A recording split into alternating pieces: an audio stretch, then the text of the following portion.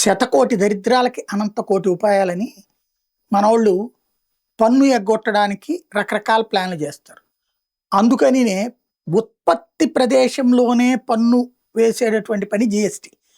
ఆ తర్వాత అలా పోను మిగిలిన డబ్బుల మీద మళ్ళీ ఇన్కమ్ ట్యాక్స్. ఇట్లాగా పిండుతున్నారు మన దగ్గర. అట్లాగే ప్రపంచవ్యాప్తంగా ఈ పిండుడు కార్యక్రమం అన్ని దేశాల్లో కూడా ఉంది. కాకపోతే మన దేశంతో పోల్చుకుంటే మిగతా దేశాలకు కాస్త ఎక్కువే ఉంది.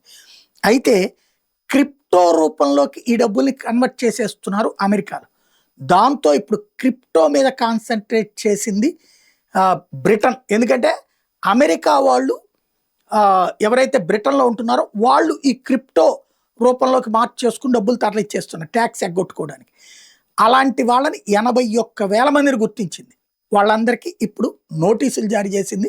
మీరు క్రిప్టోలోకి మార్చుకున్న డబ్బుల మీద కూడా పన్ను కట్టాల్సిందే అని.